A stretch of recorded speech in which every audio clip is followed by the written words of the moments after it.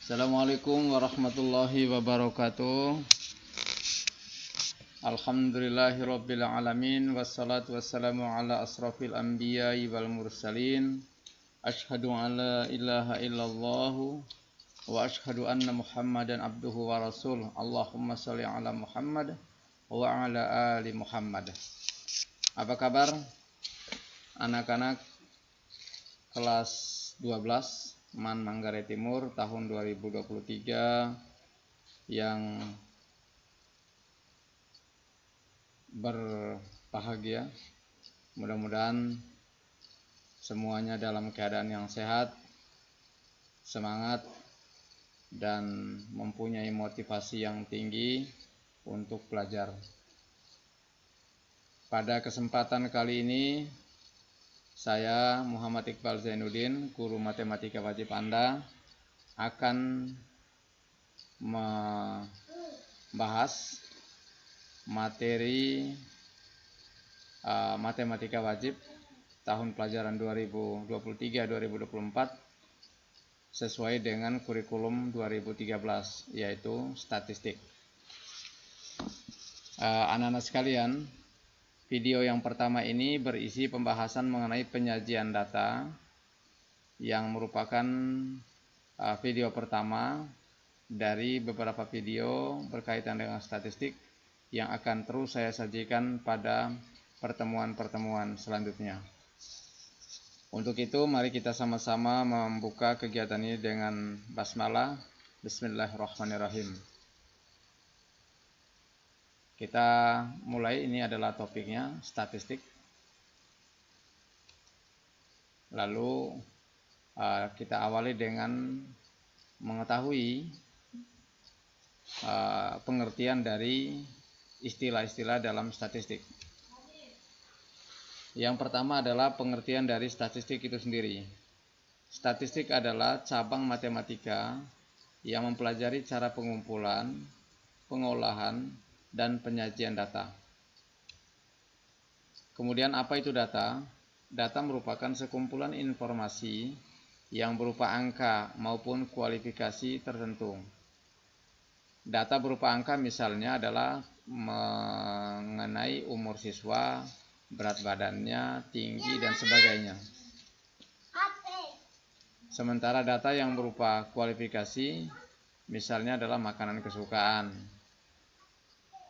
nama siswa, olahraga kegemaran, dan lain-lain. Kemudian kita ke kompetensi dasar.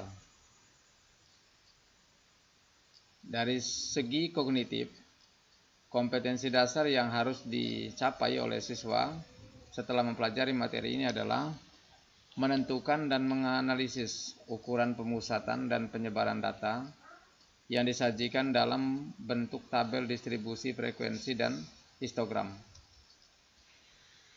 Kemudian keterampilannya menyelesaikan masalah yang berkaitan dengan penyajian data hasil pengukuran dan pencacahan dalam tabel distribusi frekuensi dan histogram. Anak-anak sekalian, hasil pengukuran yang dimaksudkan dalam KD 4.2 ini itu misalnya hasil kalian menimbang bawang, atau mengukur tinggi badan, atau mengukur suhu tubuh, mengukur panjang pohon, dan sebagainya. Itu namanya adalah pengukuran. Sementara pencacahan yang dimaksudkan di situ adalah kalian menghitung, misalnya petugas yang turun ke lapangan lalu menghitung berapa banyak kambing dalam suatu kandang misalnya, maka itu namanya mencacah. Atau menghitung berapa banyak anggota dalam sebuah keluarga, itu namanya adalah mencacah. Jadi data itu bisa diperoleh dengan cara mengukur atau bisa mencacah atau menghitung. Pada bagian yang pertama ini kita akan mempelajari bagaimana cara menyajikan sebuah data dalam bentuk yang menarik sehingga memberikan semangat bagi yang memerlukannya atau menyaksikannya.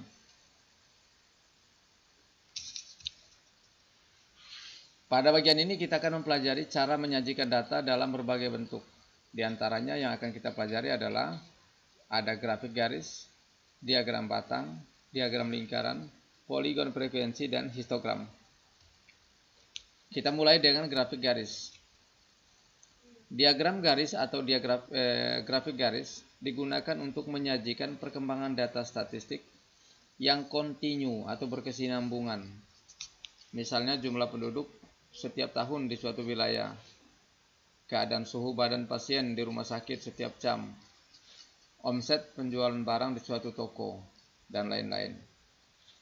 Pada diagram garis, sumbu X atau yang horizontal biasanya menyatakan satuan waktu, sedangkan sumbu Y atau yang vertikal biasanya menyatakan frekuensi. Mari kita lihat contoh yang pertama. Hasil bawang di suatu wilayah selama periode Januari sampai Juni 2023 disajikan dalam tabel berikut. Ini tabelnya, bulan Januari ada 10 ton, Februari 15 ton, Maret 30, April 35, Mei 25, Juni 50. Kalian diminta untuk menyajikan data tersebut yang dalam tabel ini dalam bentuk grafik garis. Ya, kita lihat. Ini tabel tadi, kita pindahkan ke sini dulu. Cara pertama adalah kita buat dulu diagram kartesius kayak begini. Oke, kita namakan dia di bagian vertikal produksi dalam ton.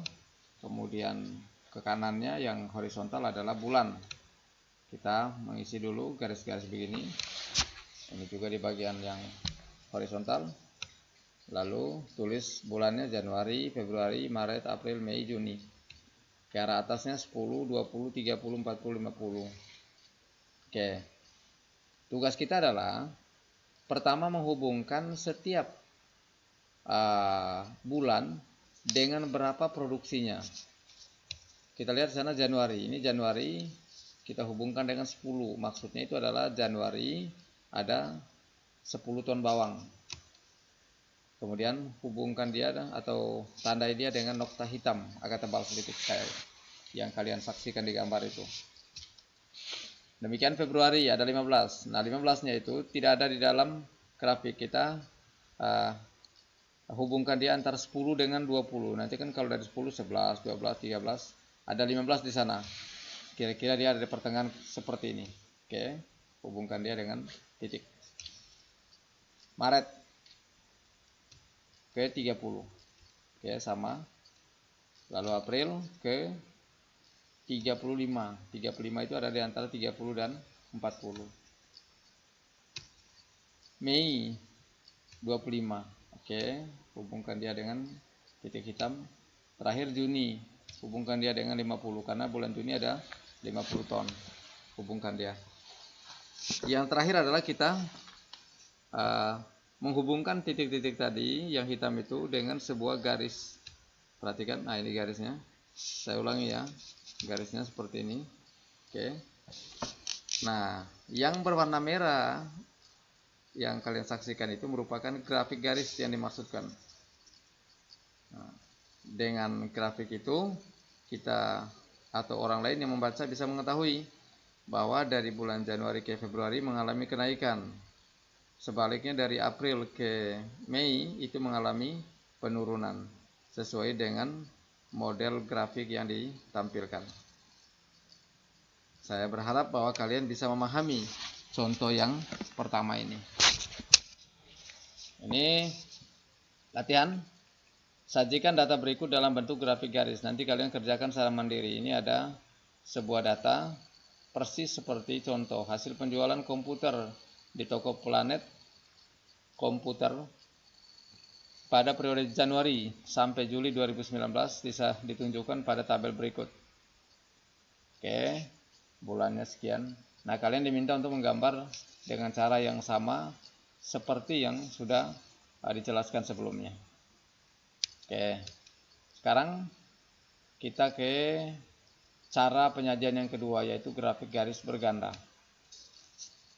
Grafik garis berganda yaitu grafik yang terdiri dari beberapa garis, bisa 2 atau lebih ya, bisa 2, bisa 3 tergantung dari banyaknya objek yang mau digambarkan. Grafik yang terdiri dari beberapa garis untuk menggambarkan perkembangan beberapa hal atau kejadian sekaligus. Ini contohnya hasil penjualan barang A dan B. Nah, dari sini kita tahu ada dua subjek di situ, yaitu barang A dan barang B di toko Melati periode Januari sampai dengan Juni 2023 ditunjukkan pada tabel berikut.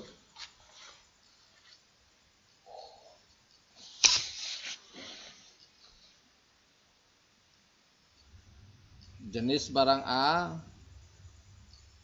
itu bulan Januarinya 25, Februari 40, Maret 45, April 10, Mei 50, kemudian Juni ada 45. Barang B Januari 10, Februari 15, Maret 35, April 25, Mei 40 dan Juni 60. Jika data di samping disajikan dalam grafik garis, maka terdapat dua garis, yaitu untuk barang jenis A dan barang jenis B. Bentuknya adalah sebagai berikut. Perhatikan baik-baik ya, ini gambarnya. Nanti kalian bisa menggambarkannya. Oke. Yang berwarna merah itu adalah untuk barang jenis B. Sementara yang berwarna biru adalah barang jenis A. Oke, silakan nanti dicoba gambar sendiri. Kemudian yang ketiga adalah diagram lingkaran. Diagram lingkaran adalah bentuk penyajian data dengan menggunakan sektor-sektor atau juring-juring dalam suatu lingkaran. Diagram ini sangat baik untuk menunjukkan perbandingan antara objek yang satu dengan objek lainnya terhadap keseluruhan dalam suatu penyelidikan. Kita lihat contoh. Data berikut ini menunjukkan banyaknya peminat kegiatan ekstrakurikuler siswa kelas 12 di SMA Merdeka. Kegiatan olahraga ada 90 orang, PMR 60 orang, dan Paskibra ada 50 orang. Perintahnya adalah sajikan data dan sajikan dalam diagram lingkaran. Kita bahas. Sebelum membuat diagram lingkaran, kita tentukan terlebih dahulu presentasi dan besar sudut pusat masing-masing jenis kegiatan, yaitu sebagai berikut. Perhatikan baik-baik.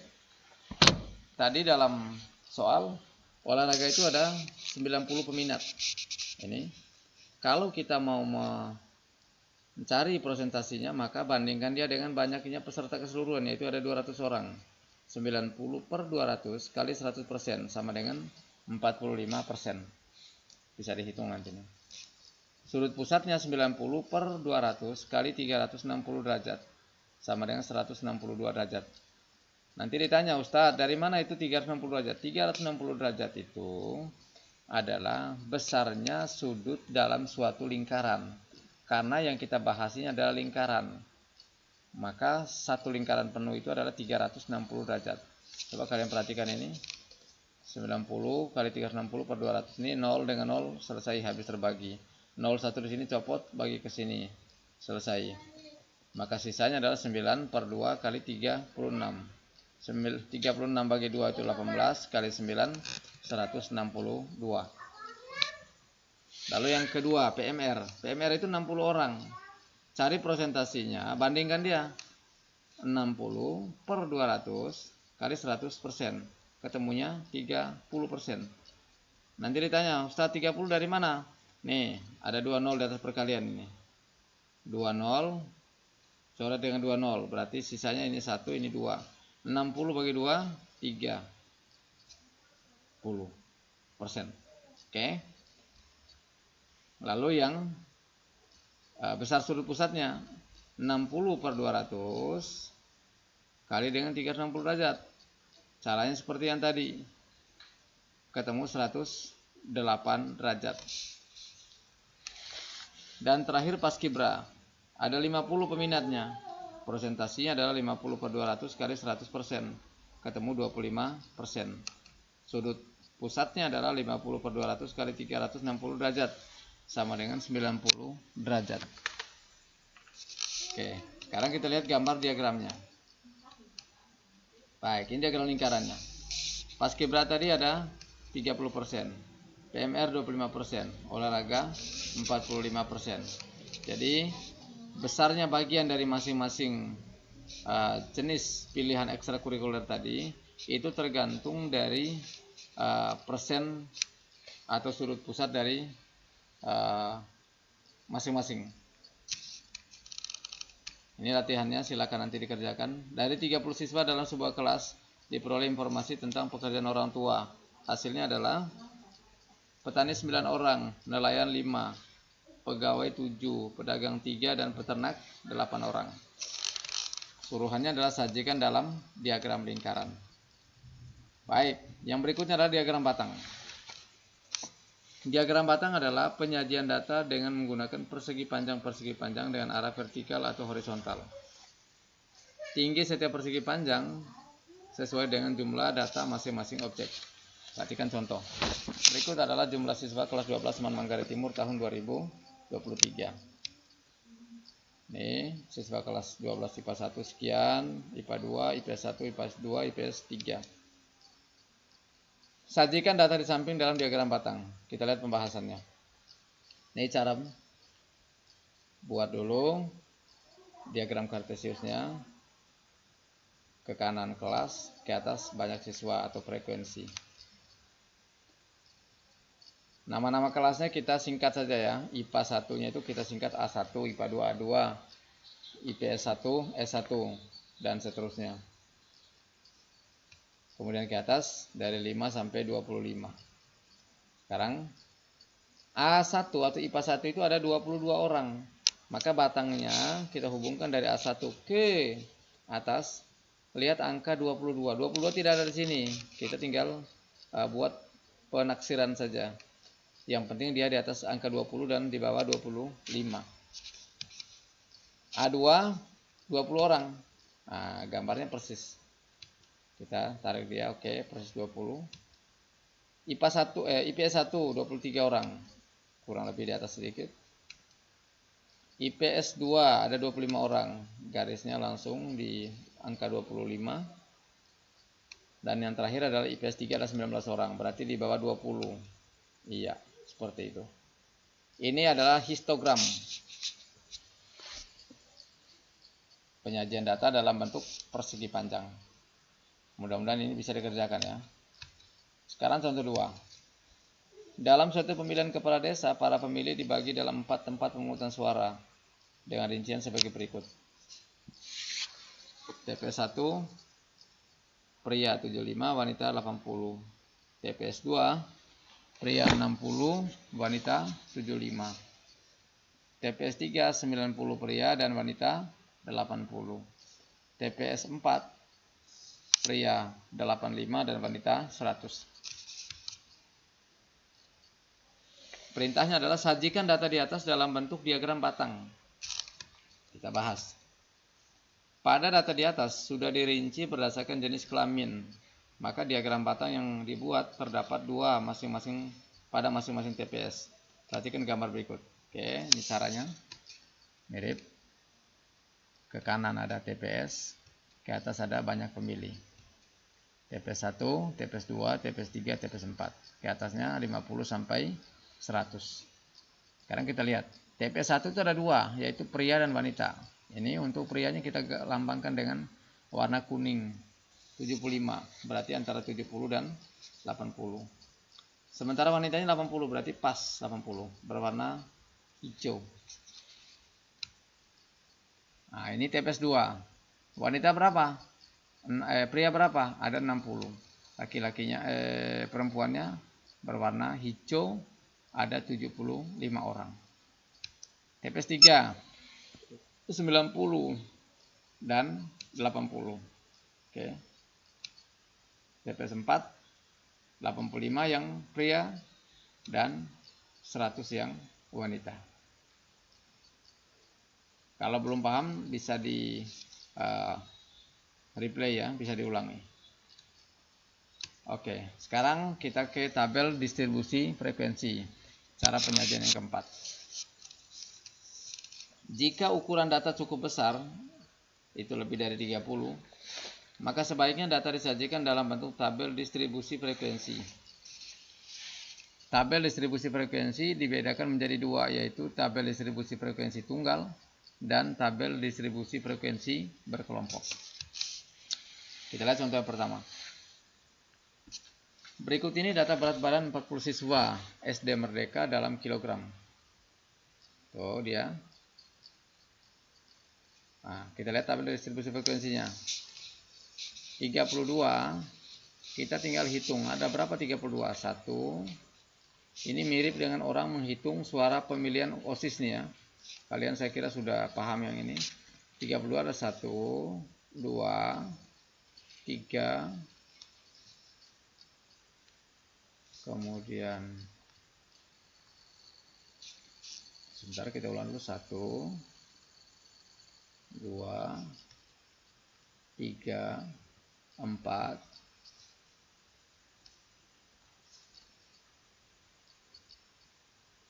5 dan 6.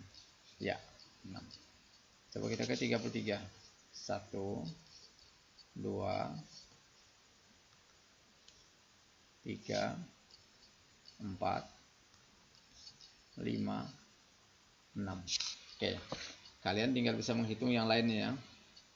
Angka tertingginya terendahnya 32 dan tertingginya 37. Bisa dihitung masing-masing nanti.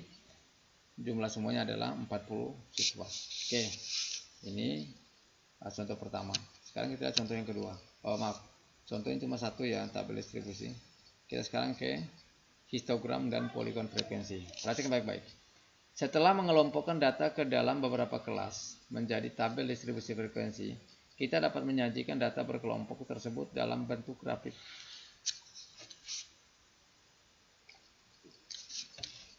Penyajian data dalam bentuk grafik ini bertujuan untuk menyampaikan data kepada pembaca dalam bentuk gambar. Bagi kebanyakan orang, melihat informasi yang disajikan dari gambar lebih mudah daripada melihat dari kumpulan bilangan-bilangan pada tabel atau distribusi frekuensi.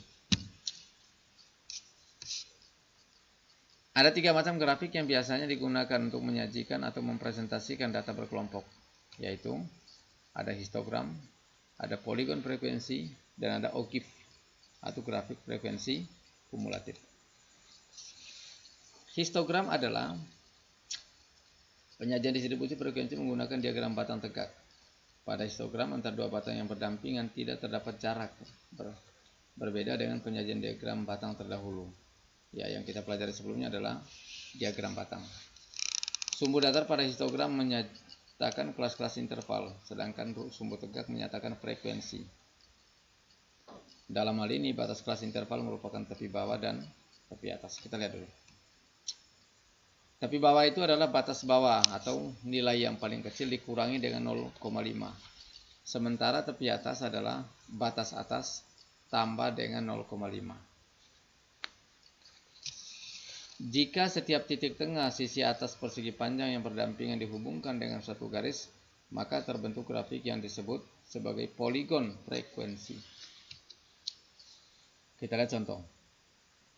Gambar histogram dan poligon frekuensi dari tabel distribusi frekuensi pada tabel di samping. Ini tabelnya. Dari 30 sampai 39 ada 2 dan seterusnya ke bawah. Ini pembahasan, kita buat dulu dia punya tabel seperti ini. Tambahkan tepi kelasnya 29,5 ini dari 30 kurang 0,5 yang ini nih. Kemudian 39,5 itu adalah 39 tambah 0,5. Titik tengahnya adalah 34,5. Dari mana itu Ustaz? Dari 30 tambah 39 bagi 2. Ketemu 34,5. Kemudian 40 sampai 49, tepi kelasnya tepi bawah itu 39,5, tepi atasnya adalah 49,5. Ini yang ini 40 kurang 0,5, sementara ini adalah 49 tambah 0,5. Demikian seterusnya. Angka-angka ini juga sama. 44,5 itu datang dari 40 tambah 49 bagi 2. 59,5 itu datang dari 50 tambah 59 bagi 2. 69,5 adalah 60 tambah 69 bagi 2. 79,5 dari 70 tambah 79 bagi 2. Dan 89,5 dari 80 tambah 89 per 2. Oke. Nah sekarang kita lihat histogramnya. Ini gambar histogramnya. Oke, sudah ada semua nih. 29,5 yang tadi angka-angka itu. Kemudian frekuensinya ke atas. Ya, kita lihat. 29,5 tadi ada 2. 39,5 sampai ini ada 4. Kemudian 49,5 sampai 50 sampai 59 itu ada 8. 60 sampai 69 itu 10. 70 sampai 79 itu ada 5. Dan terakhir 1 untuk 70 sampai 79. 80 sampai 89. Oke, ini adalah histogram ya. Nanti selanjutnya soal-soal kita sebagian besar menggunakan model penyajian ini, histogram. Nah, dari histogram yang ada itu kita buat poligon frekuensi. Ini poligonnya kita lihat dulu. Ini sama dengan yang tadi ya. Kita ambil titik tengahnya ke 34,5, 44,5, 54,5 dan seterusnya yang tadi kita ambil bawah tambah atas bagi 2 tadi itu. Kita ambil titik tengah semua. Hubungkan. Terus. Oke. Ya. Nah, anak-anak sekalian, ini maksudnya adalah dari 30 sampai 39 itu ada 2. Titik tengahnya 34,5. 40 sampai 49 titik tengahnya adalah 44,5. Demikian seterusnya sampai yang terakhir. Nah, grafik inilah yang disebut sebagai poligon frekuensi. Lalu berikutnya adalah tabel distribusi frekuensi kumulatif dan ogive. Tabel distribusi frekuensi kumulatif diperoleh dari tabel distribusi frekuensi biasa dengan cara menjumlahkan frekuensi demi frekuensi. Tabel distribusi frekuensi kumulatif ada 2 macam, yaitu distribusi frekuensi kumulatif kurang dari dan distribusi frekuensi kumulatif lebih dari. Nah, kita lihat dulu. Untuk membuat tabel distribusi frekuensi kumulatif kurang dari digunakan tepi atas kelas, sedangkan untuk distribusi frekuensi kumulatif lebih dari digunakan tepi bawah. Kita lihat contoh. Ini adalah soal yang tadi ya. Kita akan membuat dia punya tabel distribusi frekuensinya. Nih, jawab. Yang kurang dari begini. 2. Kemudian ini 2 tambah 4, 6. 8 tuh. 6 tambah 8, 14. Kemudian 14 tambah 10. 24 tambah 5 dan 29 tambah 1. Jadi frekuensi kumulatifnya dimasukkan 2, 6, 14, 24, 29, 30. 2 ini tinggal tulis ulangnya 2 ya 2. Kemudian 6 ini dari mana? 2 tambah 4. Lalu berikutnya 14. Dari mana itu? 6 tambah 8. Jadi dijumlahkan secara berkelanjutan. Nah, ini yang di tabel distribusi frekuensi kumulatif lebih dari. Berarti ini kalau tadi ini ditambahkan, sekarang dikurangkan. Ini maksudnya yang lebih dari 29,5 itu ada 30.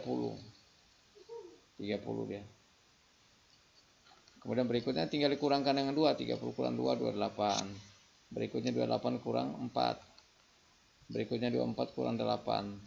16 kurang 10. Terakhir 6 kurang 5. Oke. Nah, ogive-nya. Ogive adalah grafik distribusi frekuensi kumulatif berupa kurva yang menghubungkan titik-titik yang membentuk poligon frekuensi kumulatif kurang dari atau lebih dari. Nah, ini ogive. Oke, mirip. Ini angka-angka yang tadi dimasukkan dalam tabel distribusi frekuensi ya. Terus terakhir ketemu 29 baru 30. Iya. Jadi 2, 4 dan seterusnya sampai 30. Ini namanya adalah ogive positif dari bawah ke atas. Selanjutnya kita lihat yang ogive negatifnya. Ini ogive negatifnya. Berarti dari bawah ke atasnya. Oke. Ya. Terus ke bawah dia. Nah, ini namanya ogive negatif. Angka-angkanya diambil dari tabel yang distribusi frekuensi lebih dari. Oke. Ini adalah latihan. Ada 2 nomor untuk kalian kerjakan secara boleh berkelompok, boleh juga masing-masing. Nanti filenya akan saya lampirkan, saya kirimkan di grup WA kalian. Ini latihan nomor yang pertama. Data berikut adalah jumlah pengunjung perpustakaan SMA Merdeka dalam 40 hari kerja berturut-turut.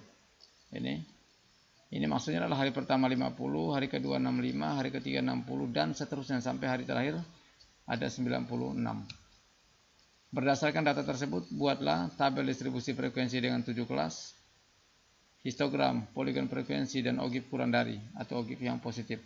Nanti ini tolong dikerjakan, kita diskusi di kelasnya. Kemudian yang kedua, data daftar penjualan harian selama 50 hari suatu produk makanan sebagai berikut. Ini dia. Nah, kalian diminta untuk membuat tabel distribusi frekuensi dan histogram, lalu poligon frekuensi dan ogive lebih dari atau ogive yang negatif.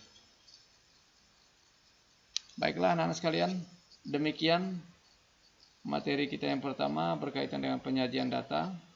Mudah-mudahan bisa dimengerti.